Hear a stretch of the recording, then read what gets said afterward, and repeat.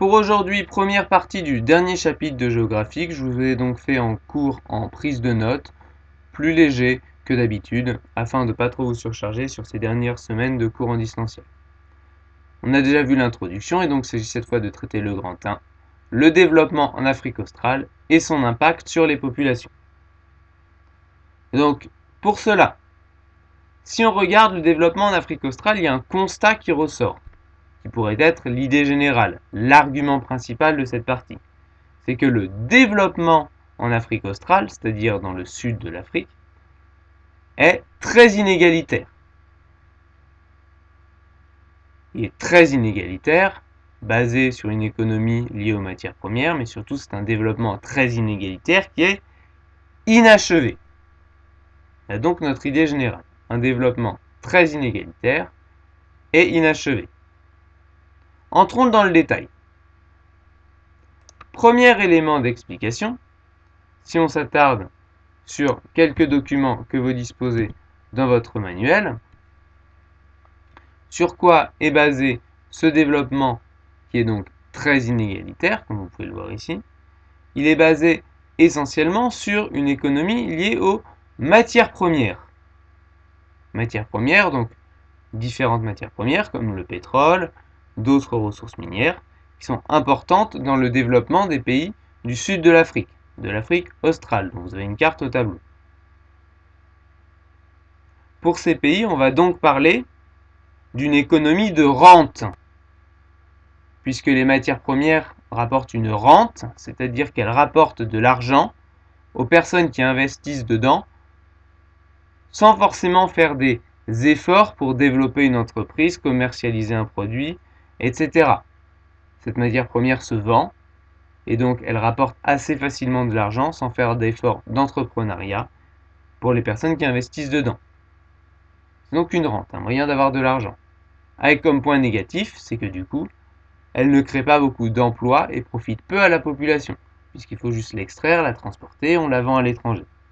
On ne développe pas d'activité, on développe peu de circuits économiques, c'est vraiment une économie de rente et non de développement. Elle sert à rapporter de l'argent.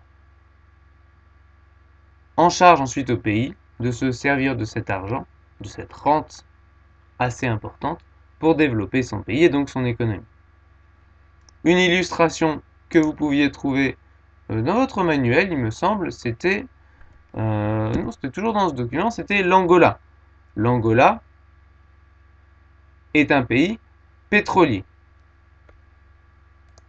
L'Angola est un pays pétrolier et donc ce pétrole lui rapporte une rente régulière due à la vente du pétrole.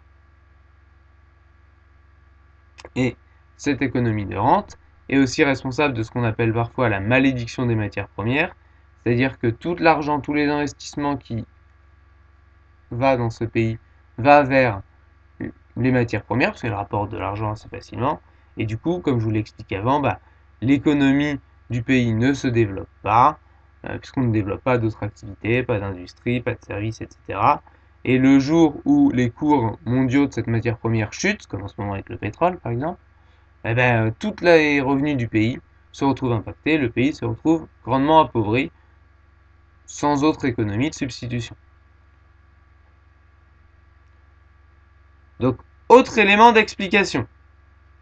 Autre élément d'explication sur ce développement inégal, si on s'intéresse aux différents éléments du développement, on peut voir qu'il y a de très grandes inégalités entre ces pays, avec une transition démographique qui la plupart du temps n'est pas achevée. Vous le voyez ici avec l'Angola, dont la transition démographique n'est pas achevée. Mais vous le voyez aussi ici à l'Afrique du Sud, où elle vient à peine de s'achever pour certaines populations, et après des reprises en compte de certains calculs, serait encore en cours pour d'autres populations.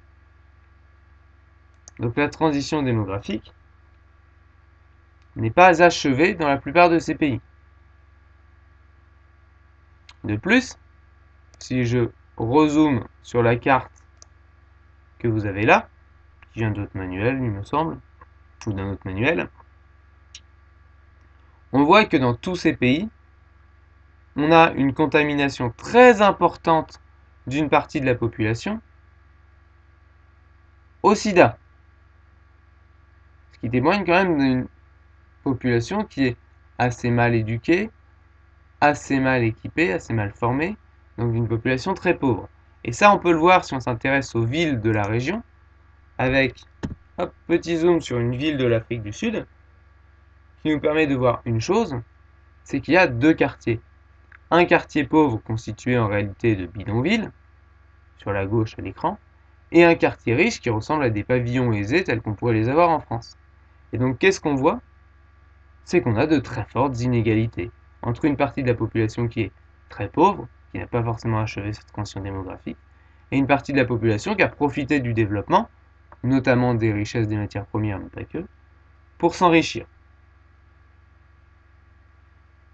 Donc là, vous avez un exemple, une illustration, avec une ville en Afrique du Sud, pays d'Afrique australe, qui est une photo aérienne prise à Johannesburg. Donc je résume ce qu'on a dit dans cette partie. L'idée générale, notre argument de la partie, c'est qu'il y a un développement dans ces pays, mais qu'il est très inégalitaire et souvent inachevé.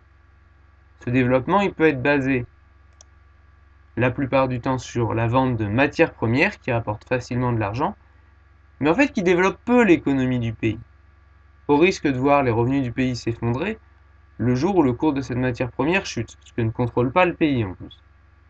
Un exemple qu'on peut donner, je ne sais plus si vous l'avez dans votre texte, mais c'est un exemple connu, c'est l'Angola avec le pétrole. Mais vous en avez plein d'autres, puisque tous ces pays ont une économie, pour la plupart en tout cas liée aux matières premières. L'Afrique du Sud, par exemple, a beaucoup de minerais précieux, des diamants, ils sont connus pour ça. Autre explication, avec ces très fortes inégalités, c'est que la plupart de ces pays, comme on l'a dit dans l'argument, sont dans un développement notamment économique mais aussi démographique, avec la transition démographique, qui est encore inachevé, il est en cours.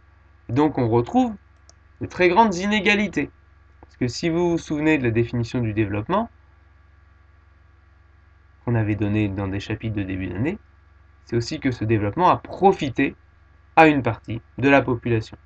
Et un exemple, ça serait la différence de quartier dans une ville d'Afrique du Sud comme Johannesburg, avec des quartiers pavillonnaires riches à droite et des quartiers de type bidonville à gauche, qu'on appelle d'ailleurs les townships, ces quartiers pauvres.